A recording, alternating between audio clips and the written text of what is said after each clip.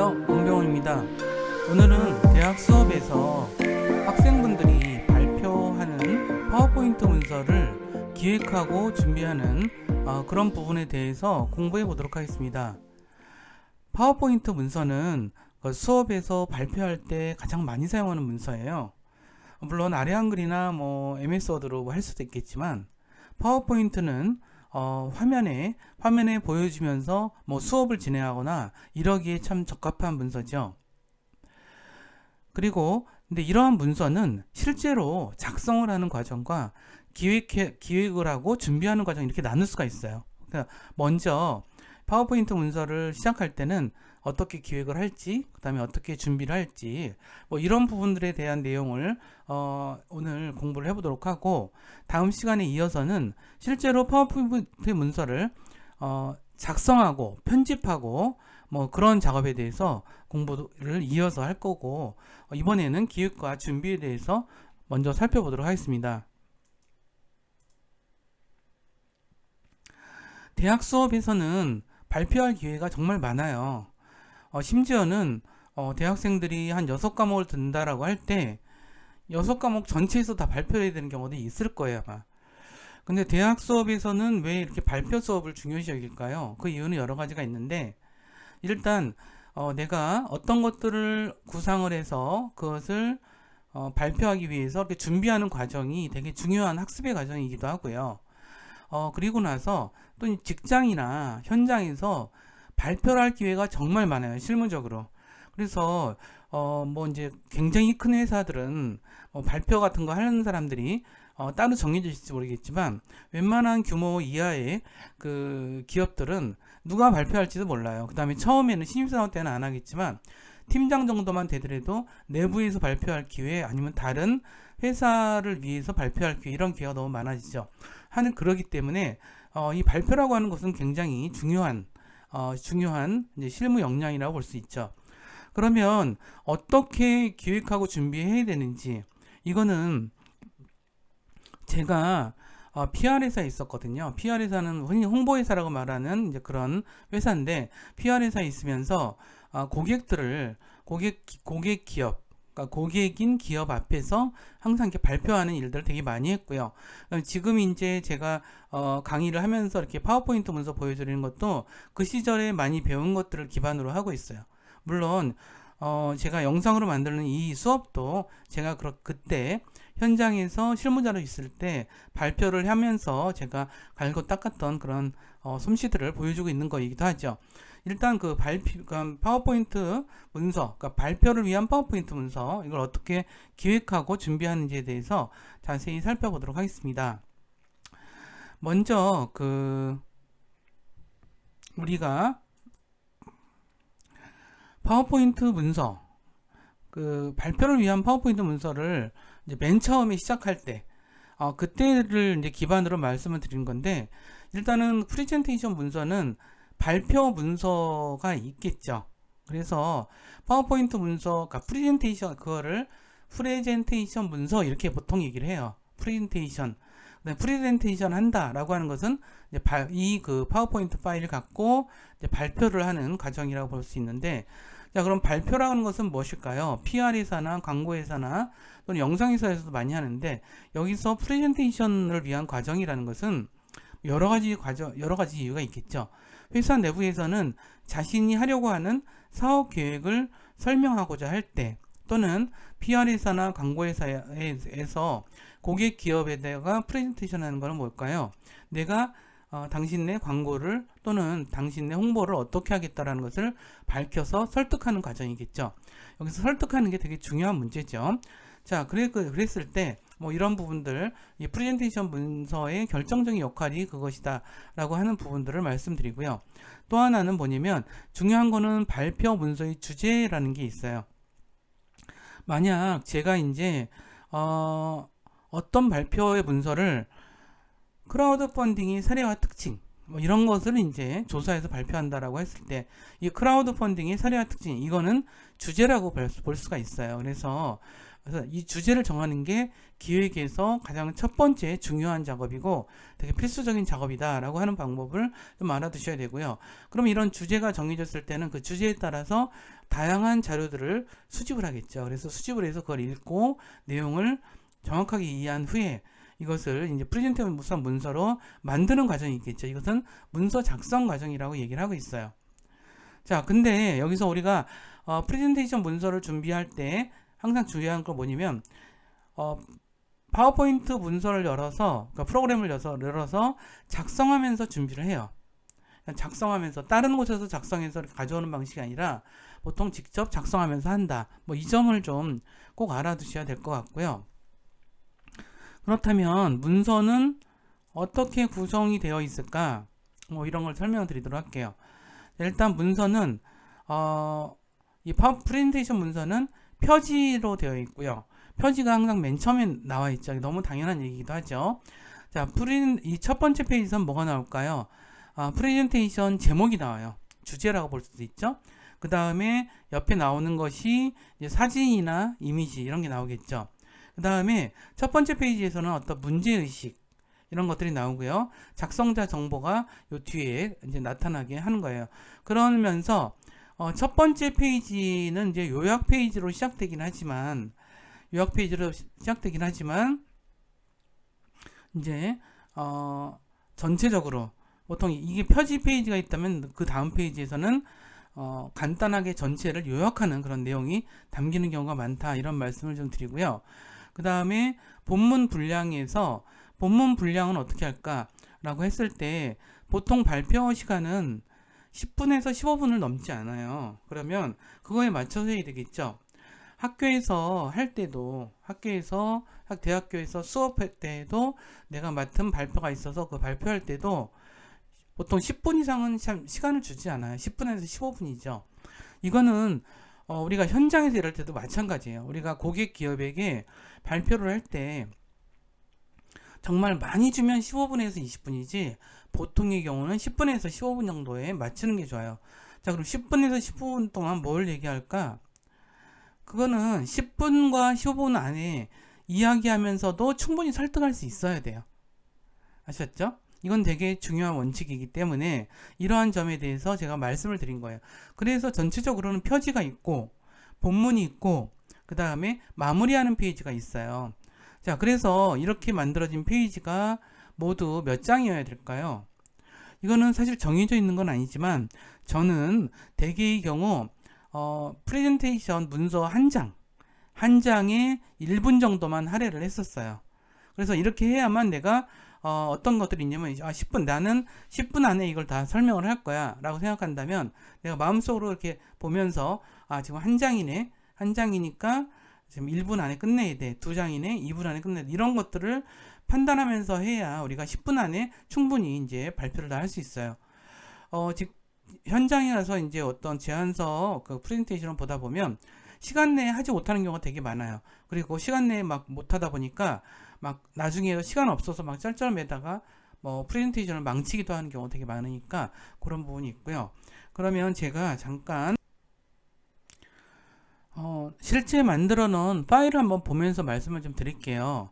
자, 제가 보통 이제 한 10분 정도가 주어진다 그랬죠? 그래서 파워포인트 파일은 한 10장 정도로 만들어주는 게 가장 좋다. 그래서 대학교 수업에서도 10장 정도 안에 하는 게 좋아요. 막 어떤 분들은 10분밖에 안 되는데 막 30장, 40장도 만들어 오고 그러는데 그거 결코 좋지 않고요. 그 다음에 3장, 4장 정도 만들어 오신 분도 있는데 그것도 좀 좋지는 않다고 봐요. 한 10분 정도 한다라고 했을 그런 기준으로 해서 슬라이드는 한 10장 정도를 준비하는 게 좋다라는 말씀을 좀 꼭 드리는 거고, 자, 그러면 어떻게 됐나요? 첫 번째 슬라이드에서는 이렇게 표지가 들어가 있죠. 그래서 이쪽 표지 안에서 이렇게 되어 있고요. 이건 나중에 다시 설명을 좀 드리긴 할 거예요. 그 첫 번째 페이지의 슬라이드에서는 뭐가 들어가나요? 이렇게 제목이 들어가죠. 주제이기도 하고 제목인 게 들어가고, 그 다음에 여기에 어떤 자신이 어떤 것들을 하려고 하는지 이렇게 질문 형태로 써놔도 된다고 생각해요. 어떤 사람들은 여기를 해시태그로 키워드 중심으로 주제를 이렇게 쓰는 경우도 있어요. 그리고 자신이 발표할 수업에 대해서는 이렇게 과목명을 써놓고, 그 다음에 자신이 누구고 어느 학과의 학번은 어떻다, 이 정도를 보여주는 게 가장 좋겠다는 생각이 들어요. 그 다음에 오른쪽 뭐 이렇게 영역에 이미지라든가 아니면 사진을 갖다가 넣는 경우도 되게 많아요. 이런 식으로 이렇게 레이아웃을 잡아달라고 하는 거고요. 그러면 두 번째 슬라이드부터는 본 내용이 들어가죠. 본 내용이 이렇게 들어가요. 그죠? 본 내용이 이렇게 들어가고, 맨 마지막에 가서 마무리하는 글이 있어요. 그래서 마무리하는 글은 전체 이제 1페이지가 시작이라면 2페이지부터 9페이지까지는 전체를 이렇게 설명하는 이런 내용 전개로 되어 있죠. 근데 이런 내용 전개도 기승전결이 있어요. 그래서 이렇게 시작을 했을 경우에 기라고 한다면 전반부에서는 이게 승이에요. 쭉 올라오는 거고, 어떤 클라이막스를 지나서 이렇게 마무리하는 그런 식으로 한다. 그래서 여기서도 하나의 1분 정도를 한다라는 것들 잊지 마시고요. 그래서 이렇게 자신이 이야기하기 쉽게 이런 식으로 정리를 했으면 좋겠다는 얘기를 좀 드려요. 그러면 그 프레젠테이션에서 어떻게 준비하는지에 대해서 이번에는 사진하고 이미지 모으는 것에 대해서 설명드리도록 할게요. 프레젠테이션에서는 프레젠테이션 문서는 텍스트를 중심으로 하지만 이미지가 더 중요하기도 해요. 그래서 그 프레젠테이션 문서 할 때는 이미지를 잘 찾으셔야 돼요. 그래서 저는 네이버와 구글 둘 다를 좀 권장드리거든요. 근데 네이버에서 구글 같은 경우는 영문 키워드를 입력해서 찾을 때 굉장히 좋은 것 같고요. 네이버에서는 이제 그 한글 키워드를 찾아서 입력하는 데 되게 좋은 것 같아요. 또 하나가 좀 간접 관련된 거, 예를 들어서 직접 관련된 것들은 그렇게 이제 무료 라이센스 사이트에 이렇게 많지는 않은 편이고요. 하지만 간접적 관련된 것들은 이런 무료 라이센스도 되게 좋은 것 같아요. 그래서 거기를 좀 권장해 드리고 싶고요.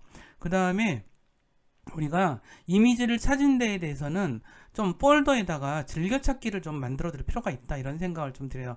그래서 그런 내용들도 좀 설명을 다시 드리도록 할게요. 만약 제가 이제 구글 같은 경우는 가장 좋은 건 빅데이터 관련된, 뭐 빅데이터라는 단어를 만약 쳐본다고 해보세요. 그러면 영어로 빅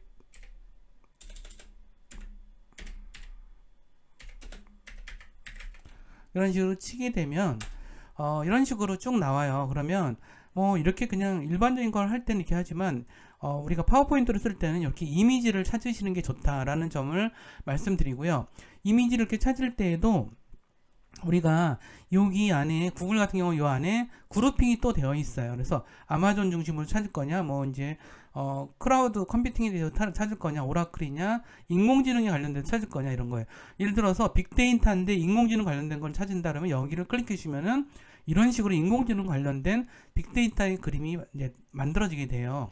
그 다음에 해상도가 좋은 이미지를 원할 때는 여기에서 도구를 클릭하시면 여기 크기가 나오죠. 크기에서 큼을 선택하면은 큰 이미지들이 이렇게 생성이 되고요. 꼭 그렇지 않고 중간 정도 하겠다 그러면 중간 정도로 이렇게 나타날 수가 있겠죠. 뭐 이런 것들을 우리가 잘 활용하시는 게 좋을 것 같고요. 그 다음에 이제 만약 한글에서 할 때는 뉴스에서 찾는 것도 좋아요. 그러니까 구글에서 빅데이터에서 이미지가 아니라 뉴스에서 찾으면 이렇게 뉴스에서 찾는 것도 꽤 괜찮은 이미지가 많이 나와서 그런 것들을 우리가 수업 시간에 발표할 때는 이렇게 저작권과 상관없이 가져다가 많이 쓰는 것도 저는 좀 권장해 드리는 편이에요. 이 사이트가 좀 안 열리네요. 어쨌든 이런 식으로 살 수 있다는 점들.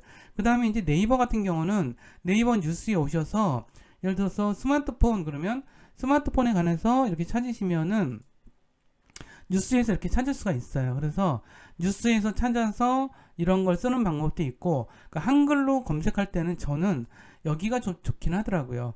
이렇게 해서 한글 거로 할 때는 이렇게 돼서 뭐 이런 것들을 갖다가 이제 우리가 파워포인트 할 때 이럴 때 쓰시는 거, 그런 거를 좀 권장드리고 싶고요. 근데 만약 내가 이거를 썼어요. 그러면 사실 이거는 이렇게 오른쪽 클릭해서 갖다 써도 되지만, 사실 이거 클릭하면 여기가 되거든요. 그래서 여기 같은 경우를 우리가 만약 이제 좀 저장해 둘 필요가 있어요. 예를 들어서 이제 여기서 이렇게 하셔서 요런 데다가 이제 이렇게 하시면은 이제 클릭하고 여기서 클릭하시면 여기 더보기가 있죠. 그래서 아싸리 그냥 여기서 폴더를 만들어 준 거죠. 인터넷 모바일 레포트, 그러니까 발표 이렇게 해놓고 여기서 쓴 것들은 그러면 지금 만들었잖아요. 그래서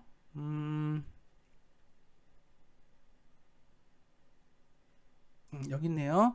인터넷 모바일 발표 있죠? 그것을 내가 여기서 가져올 거니까 이걸 저장해 두면은 나중에 요거 관련된 내용을 찾을 때도 편해요. 이런 식으로 우리가 많이 사용하는 어떤 이미지들을 이런 식으로 쓰라라는 말씀을 좀 드리고 싶고요. 그 다음에 라이센스 프리 사이트들이 굉장히 많아요. 지금은. 그래서 이제 라이센스 프리 이미지 막 이런 식으로도 영어로 검색하시면은 이런 사이트들이 되게 많아서 이런 것들 을 할 수 있고요. 그래서 여기서는 보면은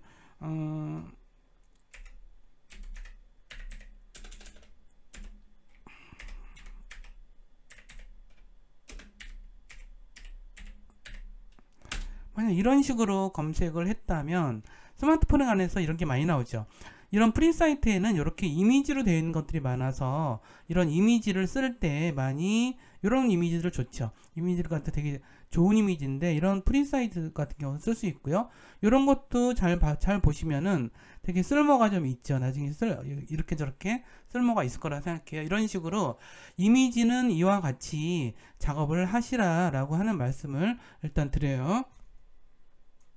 그렇게 사진하고 이미지를 이제 모아오는 거, 이것도 되게 중요한 준비예요. 그러니까 기획이 있다면 첫 번째는 기획이 있죠. 그 다음에는 이런 거 준비하는 거 제가 말씀을 좀 드리는 거고요. 그 다음에 이제 제가 좀 전체적인 말씀을 좀 드리자면 이런 부분에 대한 이야기예요. 이게 전체적으로 이 파워포인트에서는 좀 차분하고 일목요연하게 세련된 디자인을 하는 게 되게 중요해요. 이건 우리는 되게 프레젠테이션에 대해서 굉장히 착각하고 있는 사실이 하나 있어요. 프레젠테이션은 굉장히 요란하고 화려해야 된다고 생각하시는데 절대로 그렇지 않아요. 항상 차분하고 일목요연하고 세련된 것, 그것이 특히나 대학교 수업에서는 그게 오히려 더 나은 것 같아요. 여기서 이제 그러기 위해서 이제 한 3가지 정도로 우리가 명심해야 될 게 있는데, 첫 번째는 글꼴에 관한 부분이에요. 글꼴은 가능하면 2개 이하로 써라. 그러니까 2개 정도만 써라. 그러니까 보통 보면 어떤 분들은 막 이 발표 프레젠테이션에서도 막 폰트가 너무너무 많아요. 그러면 되게 산만하게 만들기 때문에 우리가 나중에 이제 우리가 이 파워포인트를 프레젠테이션을 보는 사람들이 설득할 수 있게 하기 위해서는 이렇게 차분하고 일목요연하고 세련돼서 우리가 전달하려고 하는 것을 정확하게 전달하는 게 중요하다라는 점이에요. 그 다음에 또 하나가 뭐냐면 명조 계열과 고딕 계열의 폰트에 대한 말씀을 좀 드릴게요. 뭐냐 하면 우리 명조 계열이라는 건 뭐죠? 바탕체, 신명조 뭐 이런 것들이 명조 뭐 이런 것들이 다 명조 계열인데, 이런 글자들은 뭐가 있냐면 인쇄용에 적합한 글자인 경우가 많아요. 꼭 그렇진 않지만. 그 다음에 또 하나가 고딕 계열, 맑은 고딕, 중고딕 뭐 이런 것들은 뭐냐면 고딕 계열 글꼴이라는데, 이거는 디스플레이 용도에 더 좋아요. 그래서 파워포인트로 만드는 프레젠테이션에는 가능하면 대부분의 문서는 고딕 계열로 하라, 이런 말씀을 꼭 권해드리고 싶어요. 자, 그 다음에 파워포인트에서는 간편하게 애니메이션을 만드는 기능이 있어요. 이것도 너무 화려하게 쓰지 말고요. 간단하게 이제 간단한 것들 중심으로 적용을 해 놓으시면 이렇게 좀 지루하지 않게 그런 화면이 이렇게 넘어가는 그런 효과를 할 수가 있을 것 같아요. 그래서 그 말씀도 좀 드리고요. 그래서 그런 말씀 좀 드리고, 다음번에는 우리가 이런 점에 대해서도 좀 말씀을 좀 드려보도록 할게요. 자, 제가 말씀드리고 싶은 건 뭐냐면 이런 거예요. 전체적으로 이제 전체 파워포인트 파일은 10개 정도의 슬라이드로 만드는 게 좋다 그랬죠. 그렇다면 우리가 마지막 페이지는 뭘 해야 되느냐? 마지막 페이지는 총 정리를 해줘야 돼요. 그래서 맨 마지막 페이지에서 그냥 감사합니다라는 말만 딱 하고 끝나면 안 돼요. 맨 마지막 페이지에는 그동안 얘기했던 것들을 총 집합해서 나는 이런 걸 조사했더니 어떠한 결론이 내렸다. 이거를 명백하게 보여주는 게 중요하다는 뜻이에요. 알겠죠? 그 다음에 이것처럼 우리가 첫 페이지에는 내가 주제가 뭐고 어떠한 것들에 대해서 조사를 해보고 싶다. 이런 것들을 밝히는 거라면 맨 마지막 페이지는 이와 같이 조사를 해봤더니 나의 결론은 어떻더라. 이 얘기를 함축해줘야 한다는 거죠. 근데 이것도 이제 많은 학생들이 발표하는 거 보면 이거를 안 해요. 감사합니다. 그러고 끝나버려요. 절대 그러면 안 되고 마지막으로 뭔가 환기시키거나 내가 강조하고 싶은 거나 내가 전달해주고 싶은 핵심적인 메시지를 담가서 해야 된다. 라고 하는 것들을 제가 마지막으로 설명을 좀 드리는 거고요. 그러면 제가 만든 그 파일을 좀 다시 보면서 설명을 드리도록 하겠습니다. 이게 마지막 페이지죠. 우리 첫 페이지부터 한번 보도록 할까요? 이렇게 대학교 이게 레포트는 이 정도면 돼요. 이 정도만 되면 되고요. 그러니까 다시 한번 쭉 간단하게 설명을 드리면 첫 페이지는 제목이 들어가야 된다.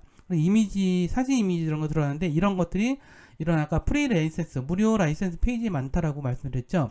그리고 이렇게 질문을 한다거나 아니면 키워드를 넣어서 내가 이런 주제로 하지만 이러한 것들에 대해서 좀 주로 좀 조사해 보고 싶다. 우리 이 발표하는 과목명은 뭐고 그 다음에 내 이름은 뭐고 무슨 과에 학번은 어떻다. 뭐 이런 얘기를 기본적으로 써줘야 되겠죠. 그럼 이 페이지부터 들어가는데 요거 만드는 방법에 대해서는 제가 다 설명을 나중에 다음 시간에 설명을 드릴 거고요. 이와 같이 여기 보셔도 우리가 글꼴을 거의 한 종류를 썼죠. 한 종류를 쓰면 일단 차분해 보여요. 그러면 내가 강조하고 싶은 것들만 이렇게 다른 색깔로 제 소제목처럼 이렇게 나타낸다거나 아니면 좀 다른 별도의 색깔로 한다거나 진하게 한다거나 이런 식으로 해서 사람들이 보기 편하게 해주는 게 되게 중요하다는 거고요. 그 다음에 이런 것들도 기승전결이 있어요. 1페이지, 2페이지에서는 좀 이렇게 뭐 이렇게 워밍업해서 이렇게 해나가듯 한다면 그 다음 페이지부터는 좀 더 자세한 내용으로 들어가는 거죠. 그 다음에 이렇게 강조하고 싶은 내용들 내가 발표하면서도 여기는 좀 내가 강조해서 얘기하고 싶은 거 싶어 그러면 이런 아이콘을 넣어서 강조할 수 있는 포인트들을 만들어 주라는 거죠. 그리고 이런 포인트들을 이렇게 만들었죠. 저도 이렇게 또 여긴 또 다른 포인트를 만들었고 여기다가 이렇게 좀 진하게 해줘서 내가 발표할 때도 슬쩍 볼 때 완전히 이거만 보시면 안 돼요. 항상 이 프레젠테이션 할 때는 청중을 봐야 돼요. 그러면 대학교 수업에서 발표하는 청중은 누구죠? 동료 학생들이죠. 그 수업에 같이 참여하는 동료 학생들이죠. 그러니까 이런 식으로 포인트를 주면 내가 살짝 보면서 이렇게 이런 내용은 이렇게 해서 보고 발표하라는 말씀을 좀 드린 거고요. 그 다음에 저는 여기서는 지금 이 애니메이션을 넣었어요. 그래서 애니메이션을 넣었기 때문에 한번 애니메이션 잠깐 볼까요? 간단한 건데 여기서 이 편지 슬라이드를 이렇게 해볼게요. 그러면 이렇게 점점점점 나타나지죠? 이것도 슬라이드예요. 이것도 애니메이션이에요. 아주 간단한 애니메이션을 뒀죠? 아주 간단한 애니메이션을 뒀어요. 여기도 한번 봐볼까요? 이거는 파워포인트는 이렇게 만들어져 있는데 요거를 애니메이션 어떻게 줬나 볼까요? 이런 식으로 하나하나 순서대로 나오는 거 이거 간단하죠? 그리고 이렇게 포인트 하나 정도 주는 거 이런 것들을 줌으로써 훨씬 이렇게 좀 생동감이 있게 될 수가 있어요. 근데 너무 복잡하게 이런 것들 주는 건 아닌 것 같아요. 그래서 파워포인트 파일에서는 이렇게 애니메이션 효과를 주게 되면 이렇게 표시가 뜬다라는 점들을 이렇게 말씀을 드린 거고 전체적으로 어때요? 전체적으로 이게 통일성이 되게 중요하죠. 통일성. 이 레이아웃도 여러 가지가 아니라 뭐 이렇게 이런 식으로 왼쪽에 텍스트가 있고 오른쪽에 사진이 있는 방식이죠. 그 다음에 마지막 페이지에는 이렇게 어떤 결론에 해당하는 얘기를 짧게 길게 쓰지 않게. 그러니까 파워포인트는 우리가 말을 통해서 상대방이 보여주면서 이걸 말을 통해서 내가 설명하는 거지 장황하게 설명하는 게 아니거든요. 그래서 그렇게 한다는 점도 이해하시죠? 그래서 이렇게 10개의 페이지를 만들었어요. 그래서 요거 한번 잠깐 제가 이렇게 한번 휙 둘러볼게요. 파워포인트로. 자, 이렇게 시작됐고 이렇게 시작됐어요. 자, 이렇게 이걸 만드는 방법에 대해서는 다음 시간에 제가 설명을 다시 드릴 건데 오늘은 미리 만든 거를 좀 미리 보여주는 시간 그 다음에 이것이 어떤 식으로 구성되는지 이렇게 하고요. 요거는 이제 4페이지고요. 그래서 이렇게 떴죠. 5페이지가 들어갔고 그 다음에 요것도 이렇게 들어가서 이렇게 들어갔어요. 그래서 이제 6페이지, 7페이지 이렇게 약간 애니메이션 절대 너무 많이 주지 마세요. 그래서 사람들이 산만해져요. 산만해지기 때문에 여러분들의 얘기에 경청하지 않아요. 중요한 거는 프레젠테이션 하면서 모두가 나한테 관심을 갖는 거거든요. 그래서 이 너무 요란벅적한 거 해서 그런 망치는 경우가 오히려 많아요. 그래서 이런 식으로 하는 거. 특히나 대학교 같은 경우는 수업과 연관되어 있기 때문에 이렇게 애니메이션도 요란하지 않는 걸로 주는 게 좋다. 이런 말씀을 좀 드리는 거예요. 그 다음에 또 제가 설명드리고 싶은 것 중에 하나 좀 설명을 드릴게요. 자, 그래서 이런 식으로 우리가 할 수가 있겠죠. 우리가 이제 전체적으로 좀 마무리 설명을 좀 드리자면, 대학교 수업에서의 발표, 그러니까 이런 파워포인트로 만든다. 이 파워포인트 파일은 프레젠테이션 파일이라고 하고요. 프레젠테이션 파일을 만드는 작업, 이건 다음 시간에 할 거고요. 오늘은 이걸 어떻게 준비할지 또는 기획할지 이거에 대한 얘기를 했어요. 정말 대학교 수업에서 발표를 준비하는 건 굉장히 즐거운 추억이에요.